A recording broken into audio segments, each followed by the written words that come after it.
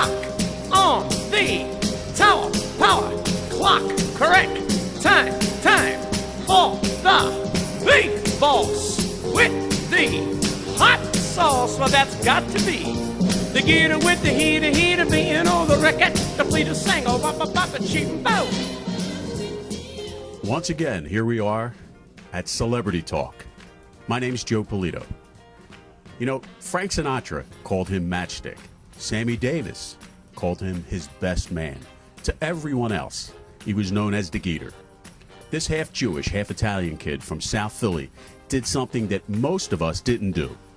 Turning his dreams into a plan, then turning his plan into action. Knowing at a very early age that he had to tirelessly work hard into making that plan a reality by becoming an iconic radio and television personality who had an amazing gift for picking the songs that would become national and international hits. He was solely responsible for jump-starting the careers of so many of the great solo artists and groups that we still know and love today. From early on, even until now, no radio station has been able to tell him what songs to play.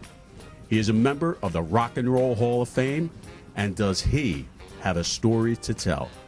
He's none other than the Geator with the heater, the boss with the hot sauce. Ladies and gentlemen, the living icon, the living legend, Mr. Jerry Blavat. Joe, it certainly is a pleasure to be here with you. I mean, those kind words that you said are very flattering, but I've actually been able to do it the way I wanted to do it. You know, it's like what you do in your show here. I mean, you know, you've got an audience out there and you talk to the people, and that's what radio was about back then. And people say to me, why did you write the book? Because I wanted young America to know, people today to know, the way it was back then when we were kids growing up. Well, Jerry, I'm glad you mentioned the book. I read it. I absolutely loved it. And I just want everybody to know and understand that who you are today and when you got started in the radio and as you progressed through all those years, it really had a lot to do with both your mother and your father. So tell us about that. Where did it start? Well, you know, it's funny, Joe, because I never intended to be where I am today. In the book, you will read that my father was a Jewish racketeer back then, in the number business, bootleg booze, and all that other stuff.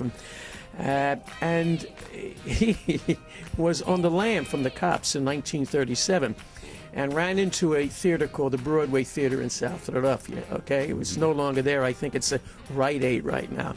And my mother, one of 7 kids, the youngest of the Capuanas, on Saturdays they would go to the movies after they got done their cleaning early in the morning, and she's in the movie theater with my Aunt Philomena, and in comes this guy running away from the cops. There's an empty seat. He sits down because they're looking for a single guy. He puts his arm around her, and she's startled. The cops don't find the single guy. They run out. She smacks him, and 5 weeks later, they run away and get married. So here it is, 1937, and in those days, you never would marry out of your religion. He was Jewish, the black sheep of his family. She was disowned because she married this Jewish fella. And they lived together. They got married. My sister was born in 1938. He was never around because he was always into different things. And which caused more problems with the family. But what had happened, though, when my mom became pregnant with me and he wasn't around, they accepted her back. So I was then brought up with the Capuanas, the Italian side, basically all of my life in South Philadelphia. And my mother had to go to work as a riveter during the Second World War. And so we would be in bed at 6 o'clock at night because she had to be up at 5 o'clock in the morning, and she would ship us off to St. Monica's Day Nursery. So I grew up basically in a day nursery, St. Monica's, raised by the nuns. My father, he came out from wherever he was, and they bought a little house at 1906 South Bancroft Street in South Philly, which by day was a bookie joint. And when we would come home from St. Monica's, the tables would all be cleaned and it would be a house again, you see. So that was my childhood. And I can remember, as I stated in the book, like it's summertime. You know, the windows are open. He had no air conditioning. People sleeping outside on the cot. And I would hear the kids playing outside. And at 6 o'clock, 7 o'clock at night, we're in bed saying, yo, Mom, how come I can't be playing with these kids? Statazit. You have to be in school tomorrow. I got to go to work the Navy Yard. So I grew up, and I looked for something to fulfill the loneliness. And it was radio. It was radio, because when I would be with my grandmother, they had this great big radio, with the big dials, and I'd be surfing, and I would hear these wonderful serials, The Lone Ranger. And then I heard a serial called Straight Arrow, which was about a Native American Indian, a Comanche, who rode this magnificent horse called Fury. And he would go into this cave, and he would come out, and he would be an Indian warrior, and he fought for the rights of the ranchers and the Comanches. A strong bow bent almost to the breaking point, and then... Straight arrow.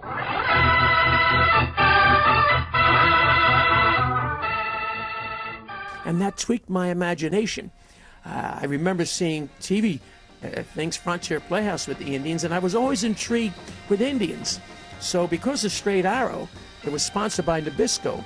And if you bought Nabisco back then, you would get yourself cards about the Native American Indians inside the Nabisco thing. So I was buying I said, Mom, please, I love Nabisco. So she would buy me Nabisco shredded wheat. And I would learn all about the Native American Indians, and I fantasized about how they lived and that. And then when I would go to camp, they sent me off to a YMCA camp during the summertime. I became a riding instructor, and I lived in the stables like a Native American Indian. And at night when we would go to bed, I had a little radio transistor, Camp Dwight in Downingtown, and I would, underneath the covers, I would be listening to music. I'd hear Joni James. Why don't you believe me? It's you I adore. I'd hear Joe Stafford, You Belong to Me. Just remember, darling, all the while you belong to me. And all of a sudden, music fulfilled me. Radio serials, Native American Indians, me living in the camp, man, I was like, they used to call me Shorts because I was the smallest kid there. And then one time what happened is that my uncles, I was 13 years of age, and my uncles were going to appear on a show called Bandstand Joe. Right. But not the bandstand that you know, because you're much too young. It was Bob Horn's bandstand, Right. which came before Dick Clark. And so everybody had to be in the house to watch my Uncle Jimmy and the Chimes on Bandstand. And I saw these kids dancing. I said, wow, I could dance like that. Because in the Italian household, there was always music, there was always dancing, there was always fun. And they said to me in Italian, Statazit. You couldn't open your mouth back then because you got a backhand. But my Aunt Mim, who was Irish, looked at me with a smile. She was married to my Uncle Jimmy. And in other words, that smile said to me, she knew that I would do that. Mm-hmm. And I stuck in the bandstand, won a dance contest, won the next dance contest, and Bob Horn, who was the host, said, look, you can't get into the dance contest any longer. You're winning all of these contests. But we're going to make you the head of the committee because apparently you know all these people that are the good dancers. So I became the guy that used to rotate the dancers, Joe. And what happened was one of my other duties was to make sure if you were a guest on Bandstand, I would say to you, okay, now look, when Bob Horn says we have company, this is where you go and the camera will be on you. And I met Tony Bennett, and I met all of these people that I used to listen to in radio and camp.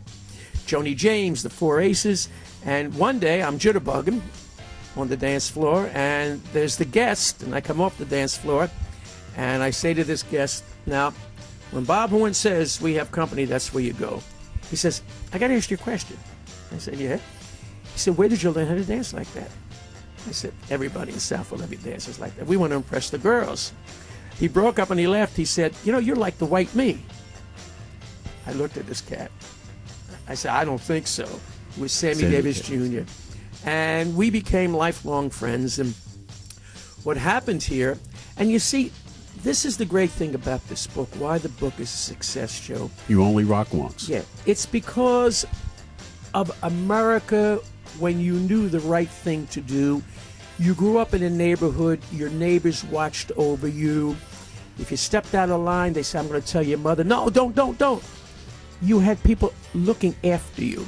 And my father was never around, but I always had older people looking after me. Bob Horn became a second father to me. I would spend weekends with him in Levittown. I would be down in Stone Harbor when he had his boat. I would do the dances at the Starlight Ballroom in Wildwood. He was the first host to do that. And I met all these wonderful performers through him. And I danced, and I had fun. And I found a life. And I met these wonderful show business people. When you say you danced, though, oh yeah, you really danced. Oh yeah, and where did you first learn to dance like that? In South Philadelphia. There was always music in South Philadelphia. And I used to hold on to a pole on my way to school. And I would make believe that was my partner because I used to dance with my mother. And I would just be holding onto that pole, making my moves, making my turns like that. So I just had a natural rhythm. Even today when I do my personal appearances, I mean, I get up and I actually dance with the people. I just don't sit. So what happens here now, I am 13, I'm dancing on Bandstand. 1956, I turned 16 years of age. Bob Horn gets arrested for DUI. And at that time, WFIL was owned by the newspapers. Walter Annenberg had the Inquirer and the Daily News, and they had a drive against drunken driving. So they took Bob off Bandstand, and I'm the head of the committee, and Tony Mamarello, who is the producer, says to me, look, Bob's going to be back. We got to wait till the heat dies down. Now, it's interesting because Bob Horn did Bandstand radio from 10 o'clock in the morning to 1 o'clock in the afternoon, and then would do Bandstand on TV from 3:30 to 5 o'clock. Well, after 3 weeks, Bob's not back. Tony says to me, look, Bob Horn's not coming back. There's going to be a new guy taking over the show. His name is Dick Clark. Now, I knew Dick Clark because Dick was doing commercials, Bars Diamond Theater on Channel 6, but he was just doing commercial, and he was also doing radio on WFIL radio. So I said, no, we don't know who Dick Clark is. We want Bob Horn. So I lead a picket line because I'm the head of the committee. How did you know to do that? From being a street kid. I mean, my father was very much involved with picketing, with the unions, and getting contracts. I mean, my father, God bless him, who I loved, taught me the streets. I mean, so I instinctively knew from him. My mother taught me respect, loyalty, and the Capuanas taught me statazit. Don't open up your mouth. You don't belong here. So I learned from two different worlds, the Jewish world and the Italian world. And I tell you a great story. I used to love when my father would take me and my sister Roberta uptown. We would get on a trolley car from St. Monica's and go uptown. And we would get off on Market Street. And my father would be there with all of the Jewish guys. They'd be outside the bar. They had suits and they had ties. They go inside the bar. They're drinking bourbon. They're drinking scotch. And I would look at this, and I go back in South Philadelphia, and the Italians, God bless them, are wearing T-shirts, drinking wine, and playing bocce. The Italians were the greatest, but the Jewish guys had that class and style, which I will never, ever forget. So I lead a picket line, and Dick Clark comes out with a fellow by the name of Roger Clipp, who's the general manager, and George Kohler. And they take me inside. They say, look, you were making $15 a week as the head of the committee. This show, we feel, is going to go national. We will pay you $35. We'll double what you're getting. You'll take care of the duties the same thing as you did with Bob, but you'll be with Dick Clark. I said, no. We want Bob Horn. Okay, I go back out with the pickets. Next thing I know, the cops come. I get arrested. The picket signs go down. In comes Dick Clark. That's the end of my TV career. You only rock once. And I'm telling you, you have to get this. It's an easy read. It's a fantastic read. And it's Mr. Jerry Blavat. Thanks again. My name's Joe Polito. And once again, this is Celebrity Talk.